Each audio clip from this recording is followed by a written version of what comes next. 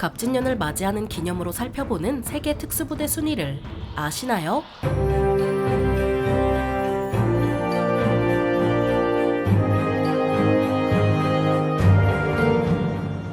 안녕하세요. 지식스토리입니다. 이번에는 청룡의 해를 맞이하는 기념으로 살펴보는 세계 특수부대 순위에 대해 알아볼 텐데요. 특수부대의 개념과 분류는 나라마다 다릅니다. 몇몇 나라에서는 특수부대를 군에서 가장 뛰어난 군인으로 간주하는 반면 또 몇몇 나라는 특수부대를 비정규전을 수행하기 위해 편성된 부대로 간주합니다. 다만 이런 것과 관계없이 모든 나라가 가장 뛰어난 군인으로 특수부대를 편성하는 건 사실인데요. 그래서 거의 모든 나라는 적어도 하나 이상의 특수부대를 보유하고 있으며 이런 특수부대의 효율성은 장비와 경험을 포함한 다양한 요인의 영향을 받습니다. 그렇다면 특수부대는 장비와 경험 둘 중 뭐가 더 중요할까요? 사실 총기 앞에서는 아무리 경험 많은 특수부대원도 눈먼 총알 한 발에 절명할 수도 있는데요. 그래서 많은 나라가 최고의 방탄 장비를 포함한 최고의 장비를 특수부대에 지급하려 하죠. 미국 같은 경우 특수부대원이 사망하는 일이 벌어지자 탈로스 프로젝트를 통해서 전신 슈트를 특수부대원에게 지급하려 할 정도였습니다. 이렇듯 특수부대에 있어 경험도 경험이지만 인간의 한계를 극복하게 해주는 최고의 장비도 무시 못할 부분이라는 걸 알 수 있는데요. 그래서 이번에는 경험과 장비를 중심으로 세계 특수부대 순위를 살펴보도록 하겠습니다.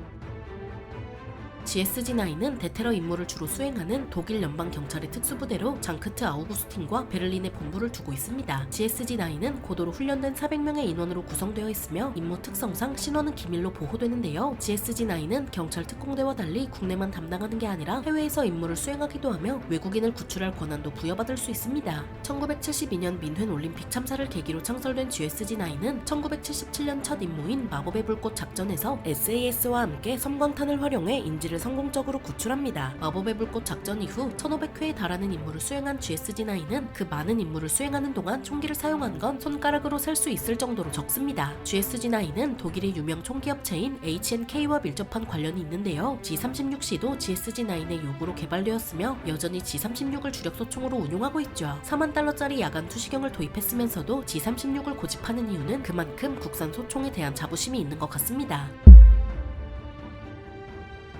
GIGN은 프랑스 국가헌병대 소속의 대테러 부대로 대테러, 인질구출, 요인경호 등의 임무에 투입됩니다. 1972년 민헨 올림픽 참사를 계기로 1973년에 창설된 GIGN은 약 1000명이나 되는 대원으로 구성되어 있는데요. 그중 약 400명이 본부에 편제되어 있으며 수도권이나 프랑스령에 있는 14개 지점에 나머지 약 600명이 편제되어 있습니다. GIGN은 주로 프랑스에서 작전을 수행하지만 해외에서도 작전을 수행할 수 있는 역량을 갖췄으며 당연하게도 대부분의 작전은 기밀이고 대원의 사진을 찍는 것조차 허용되지 않습니다. 창립 이래 1800회 이상의 임무에 참여한 GIGN은 600명 이상의 인질을 구출한 세계에서 가장 경험이 풍부한 대테러 부대 중 하나로 거듭났는데요. GIGN이 세계적으로 명성을 얻은 사건은 1994년 12월 에어프랑스 8969판 납치 사건으로 납치범 4명 모두 사살되었지만 인질 구출에는 성공했습니다. GIGN은 프랑스 국가헌병대 소속 최정예 대테러 부대로서 풍부한 예산을 지원받고 있으며 표준 장비 외에 다양한 장비를 도입해서 실험하는 부대로 유명하죠.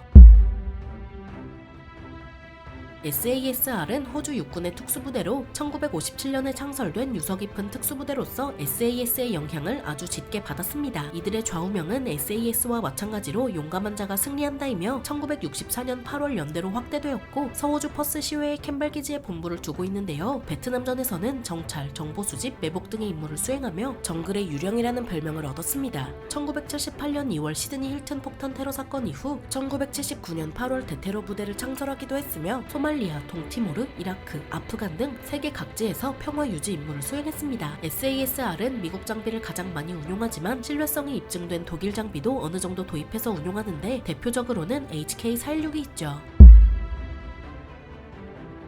테이어렛 마트칼은 이스라엘군의 특수부대로 정찰, 정보수집, 대테러, 인질구출 등의 임무를 수행합니다. 1957년 아브라함 아르난의 주도로 창설된 테이어렛 마트칼은 다양한 출신으로 구성되었으며 활동 대부분은 극비로 취급되었는데요. 1976년 7월 4일 테이어렛 마트칼과 이스라엘 특공대가 우간다의 엔테베 공항을 습격해 100명 이상의 병사를 구출하는 세계가 놀랄 활약을 펼쳤습니다.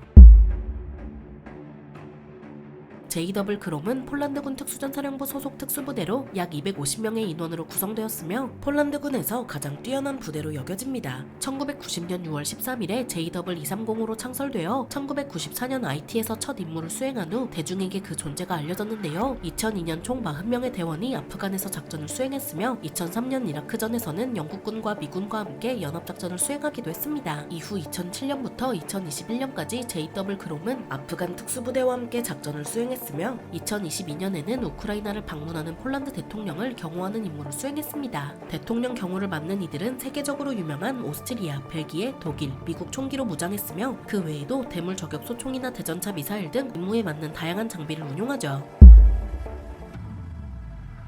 네이비실은 미 해군 특수전사령부 소속 특수부대로 육해공 어디든지 특수임무를 수행하는 전천후 특수부대입니다. 네이비실은 일반적으로 고가치 표적 포획 또는 사살, 정보 수집 등의 임무를 부여받는데요. 네이비실은 한 명 한 명이 고도로 훈련되었으며 파괴 공작, 정보 수집, 정찰 등 다양한 임무에 대한 높은 숙련도를 보유하고 있습니다. 네이비실은 전천후 특수부대인 만큼 수영부터 수송기까지 침투 수단을 가리지 않으며 미 중앙정보국과 베트남전부터 협력해왔고 정보기관과 여전히 알게 모르게 협력합니다. 네이비실은 미 해군 소속 최정예 특수부대인 만큼 탈로스 프로젝트를 통해 전신 슈트를 도입하려는 등 실험적인 장비 도입에도 주저하지 않는데요. 게다가 넵튠 스피어 작전으로 기존과는 다르게 생긴 블랙호크의 존재가 밝혀져서 세간의 주목을 받기도 한 만큼 또 어떤 비밀스러운 장비를 운용할지는 모르는 일입니다. 녹색 얼굴의 남자들로도 불리는 네이비실의 좌우명은 쉬운 날은 어제뿐이었다죠.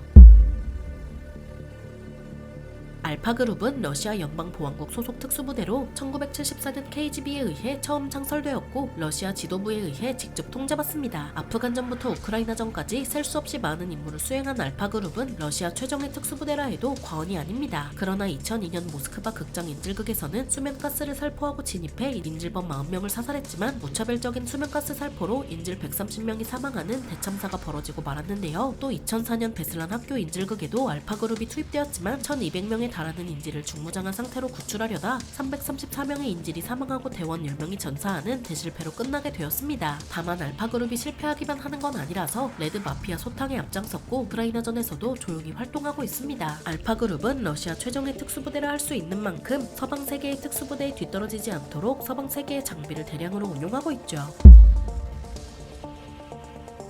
샤이테트 13은 이스라엘 해군 소속 특수부대이자 이스라엘군의 주요 정찰부대 중 하나로 대테러, 파괴공작, 정보수집, 인질 구출 등 육해공을 가리지 않고 다양하게 수행합니다. 이스라엘의 거의 모든 전쟁에 참여한 샤이테트 13은 이스라엘군에서 가장 비밀스러운 부대 중 하나로 임무와 대원에 대한 사항은 극비로 취급되는데요. 침묵의 사람들이라고도 불리는 샤이테트 13의 좌우명은 어둠에서 나온 몽둥이처럼 침묵을 벼는 칼날처럼 경로에 휩싸인 수류탄처럼입니다.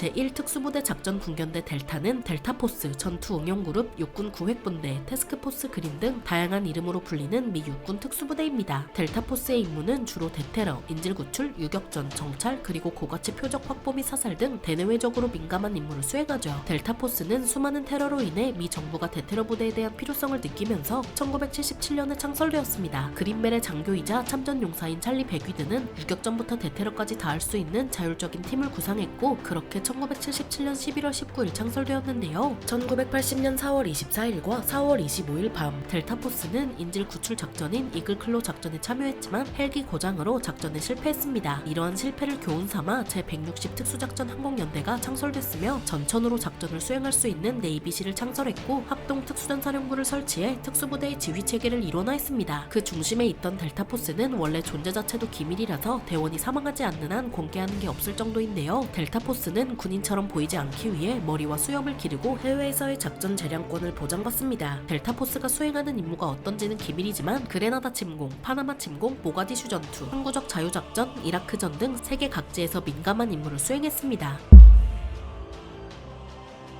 SAS는 1941년 아치볼드 데이비드 스털링에 의해 창설되어 대테러, 인질구출, 게릴라전, 정찰 등 특수부대로서 할 수 있는 건 다 하는 유서 깊은 특수부대입니다. SAS는 다른 나라 특수부대와 마찬가지로 기밀이라 정보를 거의 공개하지 않으며 종종 모습을 드러낼 뿐이죠. 후보자 중 10%만이 살아남는 선발 과정으로 빚어진 이들은 2차 대전부터 오늘날까지 영국이 필요로 하는 곳이라면 어디든지 가서 임무를 수행했습니다. SAS는 가장 가까운 영연방의 특수부대에 큰 영향을 미쳤고 영연방 외에 다른 다른 나라도 SAS의 영향을 받아 특수부대를 창설했죠. 이렇게 10위부터 1위까지 세계 특수부대 순위를 살펴보았는데요. 사실 모든 특수부대가 최고지만 그래도 세계에는 여러 나라가 존재하는 만큼 우열을 가려보게 되는 건 어쩔 수 없는 것 같습니다. 어찌되었든 가장 강한 건 살아남은 사람이니 이 순간에도 국가를 위해 훈련하고 싸울 모든 특수부대가 최고 중 최고입니다. 청룡의 해를 맞이하는 기념으로 살펴보는 세계 특수부대 순위에 대해 알아봤는데요. 영상이 유익하셨다면 구독과 좋아요 부탁드립니다. 감사합니다. 지식스토리였습니다.